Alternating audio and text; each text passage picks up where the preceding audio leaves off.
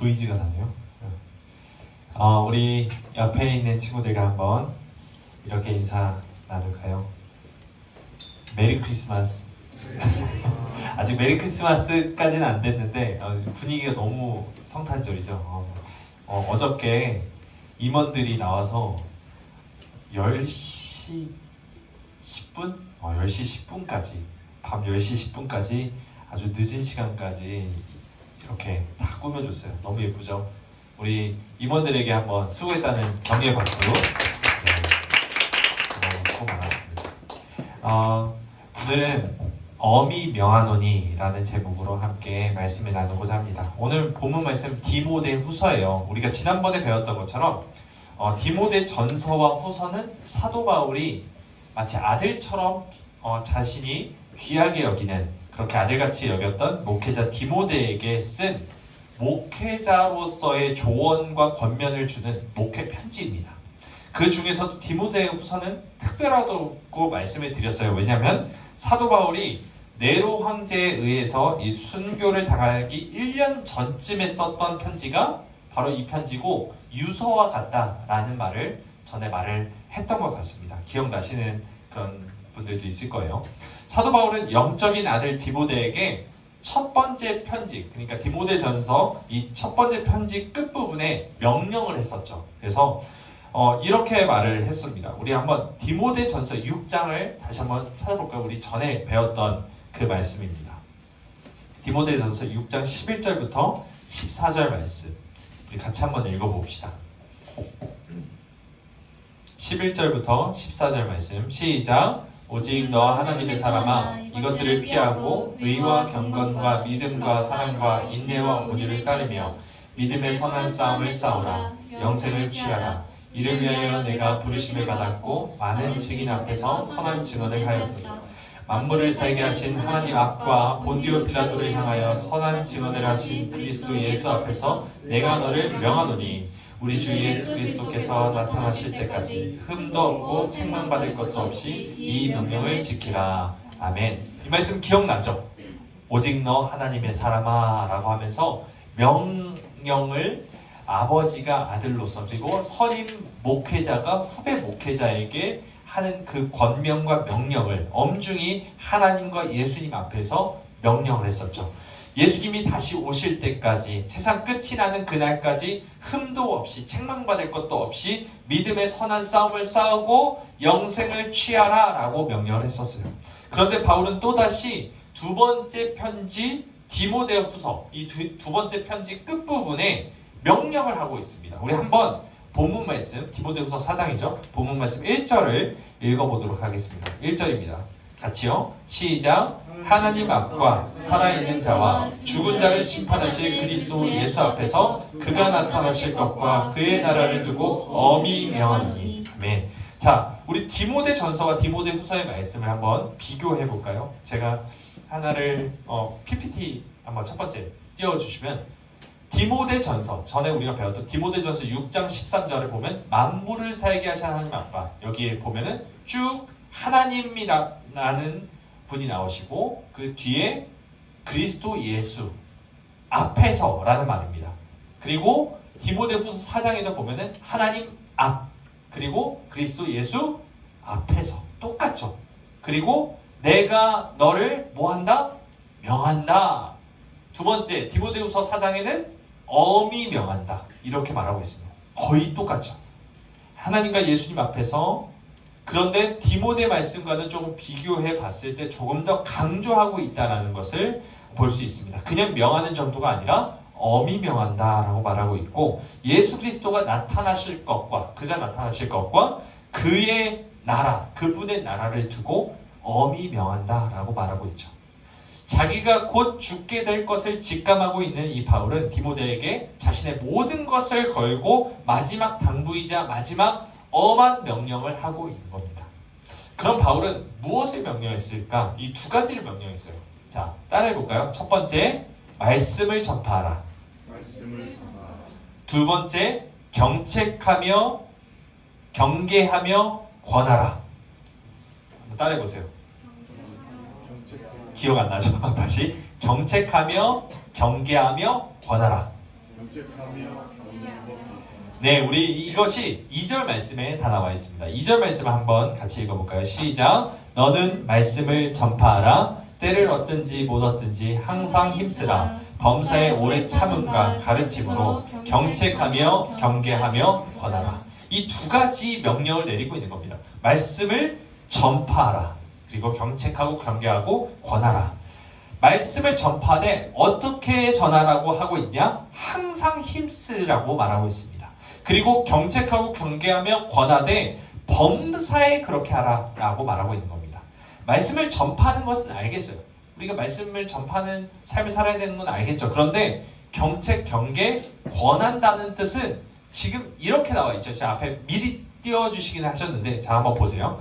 경책하다라는 말은 그리스어로 헬라어로 엘렌코라고 합니다. 그래서 엄히 훈계하고 경고하다라는 뜻이에요. 두 번째 경계하다는 에피티마오라고 해서 질책하다, 충고하다.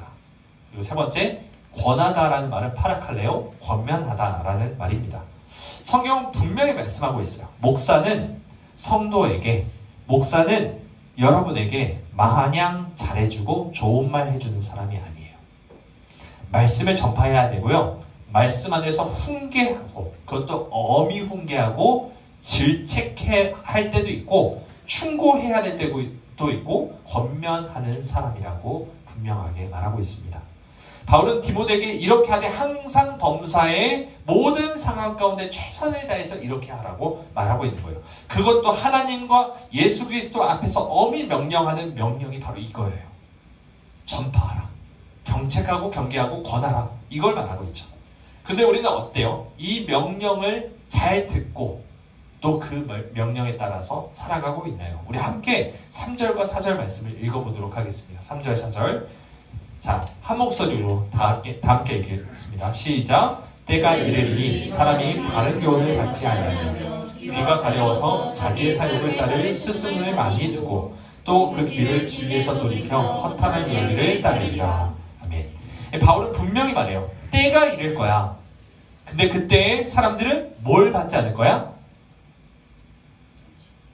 갑자기 조용해지네요. 자, 3절 뭐를 받지 않는다고요? 바른 교훈을 받지 않을 것이다 라고 말하고 있죠. 그리고 그 바로 뒤에 귀가 가려워서 라는 말이 나와요.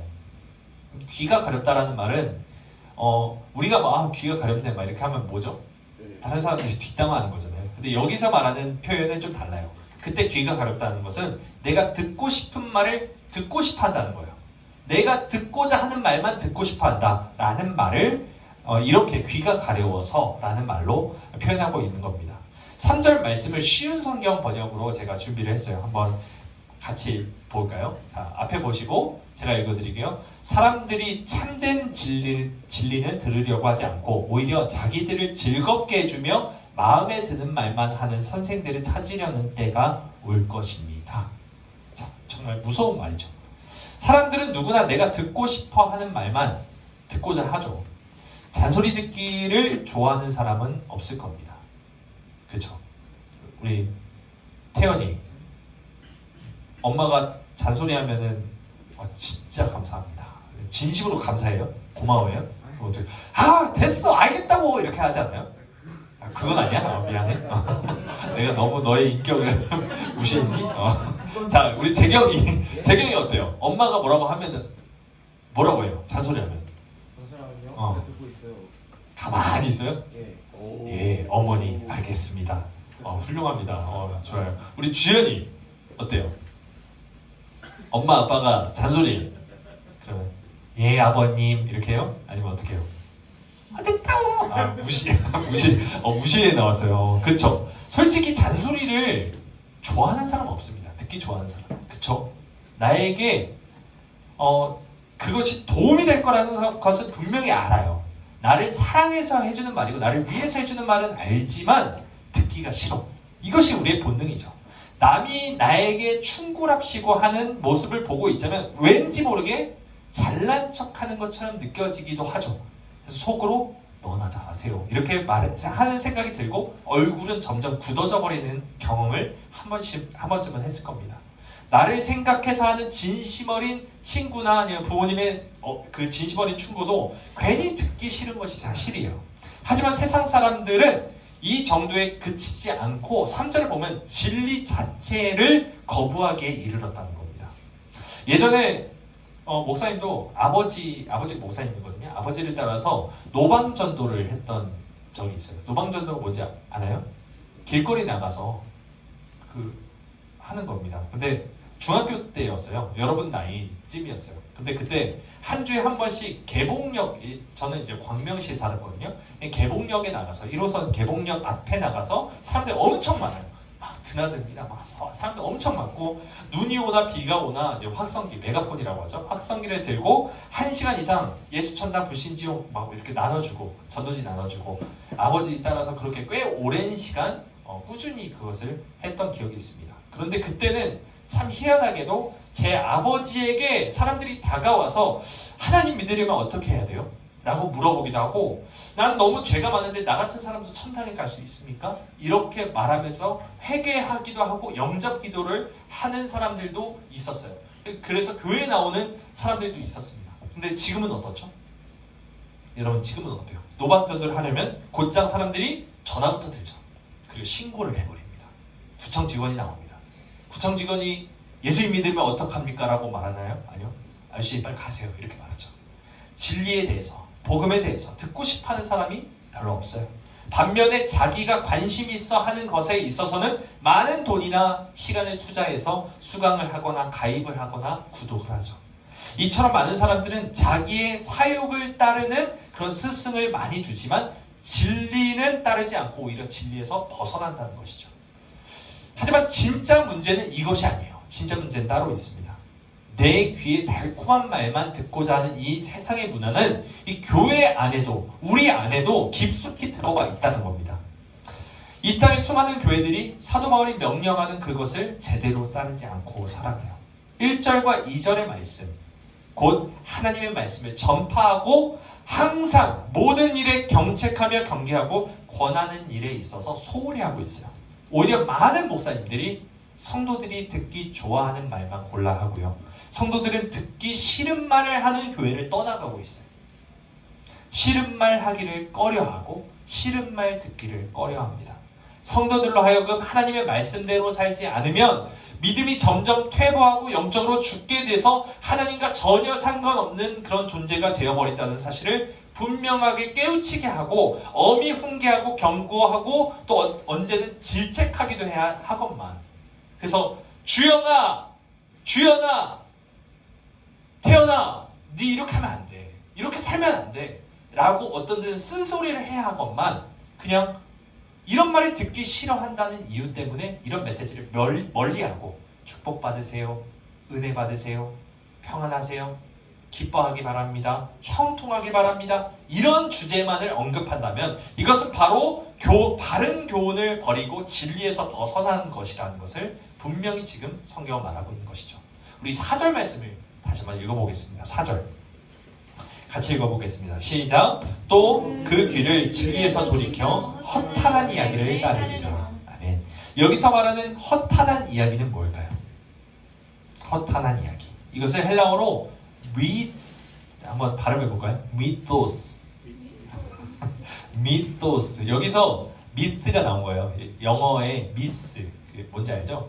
신화라는 뜻입니다. 신화 또는 이야기라는 뜻이에요. 이 단어에 대해서 사전을 찾아봤더니 이렇게 설명을 하고 있어요. 이 헬라어 사전의 정의를 한번 켜주시겠어요? 연속해서. 네, 한번 읽어볼까요? 시작. 연속해서 이어지는 사건들을 진술하는 한편의 허구, 특별히 역사와 무관한 것. 좀 갑자기 어려운 말인 것처럼 보이지만 이걸 한마디로 말하면 뭐냐? 드라마. 더 쉽게 여러분에게 좀 더 와닿게 넷플릭스. 이 말이에요.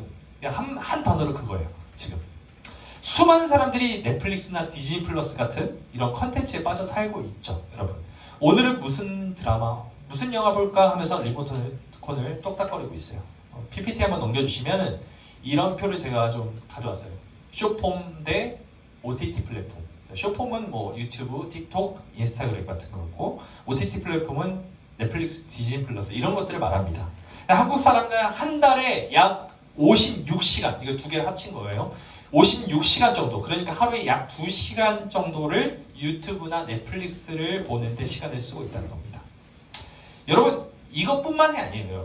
여러분이 투자하는 시간은, 여러분 웹툰 많이 보죠? 네이버 웹툰, 다음 웹툰, 카카오 페이지 등등, 이 웹툰 사업이 얼마나 번창하고 있는지 몰라요. 하루에 웹툰 보는데 쓰는 시간 얼마나 있는지 모르겠지만 만만치 않을 겁니다. 우리를 포함해서 수많은 사람들은 현재 내가 살아가고 있는 이 세상에서 어떤 삶을 살아야 할지에 대해서 깊게 고민하고 그것을 성찰하는 대신에 사람들이 만들어낸 이 허구적인 이야기에 귀를 쫑긋 세운다는 겁니다. 하나님이 우리에게 주신 성경의 이야기보다는 세상이 제공하는 이야기에 더 많은 시간과 돈과 에너지를 투자하고 있다는 것이죠. 세상의 허탄한 이야기는 이것뿐일까요? 이것뿐이 아니죠. 자, 세상에 신화는 또 하나가 있습니다. 성공 신화죠. 이 세상에서 성공하기 위해서, 잘 먹고 잘 살기 위해서 끊임없이 뭘 하죠? 자기 개발을 합니다. 그래서 한번 PPT를 보여주시면, 자기 개발을 위해서 하루에 평균 얼마 시간을 사용하시나요? 이거를 다 한번 해서 평균을 내보니까 하루 평균 한 2시간 정도 이상을 사람들이 쓰고 있다는 거예요. 자기 개발에. 그럼 자기 개발을 위해서 어떤 활동을 하는지를 봤을 때 보니까 뭐 어학, 거의 어학이에요. 자격증, 그리고 운동, 독서, 부동산, 주식, 재테크 이런 것들에 쓰고 있다고 합니다. 여러분들은 어때요? 여기에 자유하지 않죠? 하루 평균 2시간 이상 나를 위해, 하루 평균 2시간 이상 넷플릭스, 유튜브 같은 것을 나를 위해 쓰고 있다는 겁니다. 그 시간 동안 사람들이 공부를 하고 자격증을 따고 운동과 독서를 하고 재테크를 하면서 살아갑니다. 다음 한번 넘겨주세요. 자기 개발에 시간을 쏟는 이유를 사람들이 답변을 냈는데 취업, 이직 등을 준비하기 위해서. 여러분들은 뭐죠? 대학교 가기 위해서. 대학교를 왜 가요? 취업, 이직 등을 준비하기 위해서. 똑같은 말이에요. 그리고 두 번째, 성취감을 얻기 위해서. 다 지금 누구에게 향해져 있는 이유죠? 나입니다. 나. 이런 것들을 하는 이유는 결국 나 자신의 성공이나 나 자신의 만족을 위한 거예요. 나 자신의 쾌락을 채우기 위한 거예요. 우리는 하루 중 어떤 것에 가장 많은 시간을 쏟고 있나요? 한번 물어볼게요. 우리 좀 피곤해하고 있지만 우리 주영이 하루에 가장 많은 시간을 투자하는 게 뭐예요?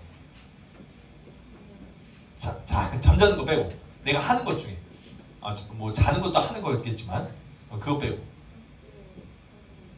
수업 듣는 거, 공부죠. 여러분들은 사실 이 하루 평균 2시간이 아니라 거의 뭐 몇 시간일까요? 10시간? 8시간에서 10시간 이상은 거의 공부를 하고 있죠. 왜 공부를 하나요, 여러분? 왜 공부를 하고 있나요?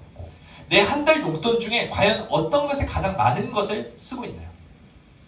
주영이 다시 한번 생각해봐. 뭐라고? 먹는 거. 좋아요. 윤희는? 뭐라고? 그래, 먹는 거. 그때는 먹을 때지, 맞죠? 키도 많이 크고 성장해야 되니까. 자, 우리 재경이. 저도 먹는 거. 그래요? 다들 비슷한 것 같아요, 맞죠? 그러면 왜 그런 것에 시간과 돈을 투자하고 있는지 우리는 생각을 해봐야 된다는 거죠. 그냥 부모님이 공부하라고 했으니까 공부하고, 그냥 부모님이 용돈도 쓰니까 그냥 아무 생각 없이 그냥 내 배를 채우면 끝나는 건가요? 아니면 내가 왜 공부를 하나요? 내가 왜 그 시간을 투자하고 있나요? 과연 그것은 하나님을 위한 건가요? 아니면 나의 쾌락이나 나의 성공을 위한 건가요? 이것을 우리는 분명히 해야 합니다. 이미 바울이 말하는 때가 이르리니, 그때는 이미 이르렀어요. 나만을 위해 살아가는 그 사람들로 넘쳐나는 이때 우리는 어떻게 살아가야 할까요? 지금 중고등부 제자훈련이 진행되고 있는 것을 선생님들도 여러분들 아실 겁니다. 목사님은 제자훈련을 하고 있는 학생들에게, 여러분들에게 하루에 5장씩 성경을 읽은 것을 녹음해서 단톡방에 공유하는 것을 숙제로 냈어요. 물론 목사님도 같이 했습니다. 하지만 결과는 조금 씁쓸합니다. 5명 중에 1명을 빼고는 완주한 사람이 없어요. 중간중간에 계속해서 저는 권면을 했어요. 그리고 쓴소리도 했어요. 이렇게 하면 안 된다. 우리가 더 잘해야 한다. 열심히 해야 된다. 하나님의 말씀을 먹어야 된다. 그렇게 해야 하는 이유에 대해서 충분히 동기부여를 합니다. 하지만 요지부동인 사람도 있었어요. 여기에 당사자들이 다 있기 때문에 솔직히 듣기 싫은 말이에요. 하지만 저는 경책하고 경계하고 권면하는 뜻에서 여러분에게 대놓고 말합니다. 여러분, 듣고 싶은 말만 들어서는 안 돼요. 내가 사는 길은 내가 원하는 대로 사는 것이 아니라 하나님의 뜻대로 사는 것이 내가 사는 길이기 때문입니다. 여러분, 말씀을 읽어야 돼요. 말씀을 읽어야 삽니다. 그렇게 하지 않으면 절대로 성숙은 없어요. 끝까지 어른이 돼도 어른 아이처럼 살아갑니다. 내가 원하는 대로. 남을 배려하지 않고 민폐의 덩어리로 그렇게 살아가는 거예요. 그냥 내가 원하는 대로 본능대로 그냥 내가 하고 싶으면 아무 생각 없이 그대로 그냥 내 배를 채우기 위한 삶을 살아가는 거죠. 그래서 디도서에서도 보면은 자기의 신은 자기의 배다. 그들의 신은 자기의 배다라고 말할 정도로 배를 채우는 것, 나의 욕망을 채우는 것에 사람들이 너무 익숙하다는 거예요. 이 세상 사람들이 그런 것을 지금 그리스도인이라고 말하는 우리들 역시도 그렇게 살아갈 때가 너무나도 많다는 겁니다. 훈련되어져야 해요. 여러분, 제자 훈련을 했으면은 한번 칼 뽑았으면은 뭐라도 썰어야 되지 않겠어요? 합시다. 그리고 목사가 권면하는 것 여러분에게 유익을 주기 위한 거고 이로운 것을 주는 것이니까 한번 따라왔으면 좋겠어요.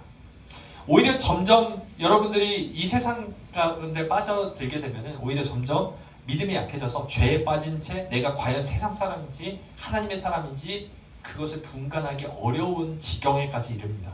하나님 계신가? 믿음이 흔들려요. 내가 하나님의 말씀 가운데 가까이 살지 않으면은 점점 나의 정체성이 흔들려서 교회 나오기 싫어지고요. 예배 드리는 거 싫어지고요. 하나님의 사람으로서 살아가기보다는 세상 사람으로서 옷을 입고 살아가는 것이 훨씬 편하게 익숙해지게 느껴진다는 겁니다. 그러니까 여러분, 억지로라도 해야 돼요. 억지로라도 말씀 봐야 되고요. 억지로라도 교회 나오기 싫어도 앉아 있으세요. 공부를 하고 싶어서 하는 학생들이 얼마나 될까요? 하지만 하잖아요. 다 먹고 싶어도 다 먹지 않잖아요. 왜? 그렇게 되면 내가 돼지가 되는 걸 알고 있으니까. 그러니까 어떻게든 내가 절제하는 것이 당연한 것처럼 내가 다 하고 싶다고 하지 않고 내가 영적으로 그것이 해가 될 것 같으면 하지 않는 것이 지혜로운 것이고 당연한 것이라는 겁니다. 억지로라도 해야 돼요. 영적으로 마찬가지입니다. 하기 싫어도 해야 하는 것이 있어요. 내가 하고 싶은 것만 하고 살 수는 없습니다. 내가 하나님의 자녀라면 포기할 것은 포기하고 해야 할 것은 해야 합니다. 여러분, 어린아이가 아니에요. 여러분, 중고등부입니다. 이제 조금 있으면 성년이 될 거예요. 성인이 될 거예요. 내 앞가림을 영적으로도 해야 합니다. 누가 끝까지 책임져 주지 않아요. 여러분의 구원은, 여러분의 신앙은 여러분이 책임져야 합니다. 부모님이 믿음 좋다고 내가 천국 가나요? 그렇지 않아요. 내가 믿어야 돼요. 내가 하나님 앞에서 결단해야 돼요. 내가 선택해야 합니다. 함께 5절 말씀을 읽어볼까요? 5절 말씀 같이 읽겠습니다. 시작. 그러나 너는 모든 일에 신중하여 고난을 받으며 전도자의 일을 하며 내 직무를 다하라. 아멘. 여기서 신중하라는 말이 나와요. 이 신중하라는 단어는 깨어서 정신을 차리라는 말입니다. 모든 상황 가운데 신중하다. 깨어서 정신을 차리고 있어야 합니다. 깨어 정신을 차리기 위해서 반드시 하나님의 말씀을 가까이 해야 해요. 우리를 일깨우는 것은, 우리를 깨워주는 것은 하나님의 말씀밖에 없기 때문이죠. 또한 두 번째 뭐라고 말하고 있죠? 지금 신중하며 고난을 받으라 라고 말하고 있습니다. 고난을 받아야 돼요. 우리는 아까 말했던 것처럼 우리는 쾌락만을 따라 살 수는 없습니다. 내가 즐거운 것만 할 수 없어요. 내가 원하는 것만 하면서 살 수 없습니다. 그리스도인으로서 길을 가는 도중에 힘든 일이 있더라도, 어려운 일이 있더라도 이 길이 곧 생명의 길이고 영원한 길이라는 것을 안다면 고난을 감수하는 것이 마땅한 일이라는 거죠. 5절을 다시 한번 보세요. 그러면 뒤에 보면 전도자의 일을 하며 내 직무를 다하라 라고 말씀하고 있습니다. 이것은 2절 말씀에서 너는 말씀을 전파하라 라는 말과 동일한 말입니다. 너는 말씀을 전파하라. 전도자의 일을 하라 라는 말과 똑같은 말이라는 거죠. 하나님은 저와 여러분, 중고등부 학생들 모두를 말씀을 전파하는 전도자로 부르셨다는 거예요. 하나님의 말씀을 전파하기 위해서는 반드시 하나님의 말씀을 제대로 알아야 합니다. 그러려면 반드시 말씀을 제대로 배우는 과정이 필요하겠죠. 지금 제자훈련 과정 가운데 있는 임원들과 차량팀들 외에도 지금 이 자리에 있는 모두가 하나님의 말씀을 통해 훈련을 받는 것이 당연한 거예요. 왜 나만 이거 제자훈련 해야 되는데 이렇게 생각하는 친구들이 있다면 그렇지 않아요. 다 할 거예요. 쓴소리 들어야 합니다. 듣기 싫겠지만 그래도 목사님이나 선생님이나 부모님들을 통해서 하나님께서 도전하시는 그 말씀을 따라 보세요. 그것이 여러분의 생각과 삶을 완전히 뒤바꾸는 그런 것이 될 것입니다. 우리 모두가 하나님의 말씀을 마스터해야 돼요. 그냥 대충 겉핥기로 창세기 정도 안다고 해서 내가 성경을 읽었다라고 생각하지 마십시오. 우리는 말씀을 마스터해야 하는, 그래서 그 말씀을 전파해야 되는 전도자의 일을 하며 그 직무를 최선을 다해 감당해야 되는 사람들이기 때문이죠. 우리 모두 이제는 똑바로 삽시다. 저를 포함해서 선생님들, 학생들 모두가 똑바로 삽시다. 그래서 내 주변 친구들에게, 내가 사랑하는 사람에게 말씀을 전해줘야 하는 그 사람에게 제대로 말씀을 전하는 그런 삶을 살아갔으면 좋겠습니다.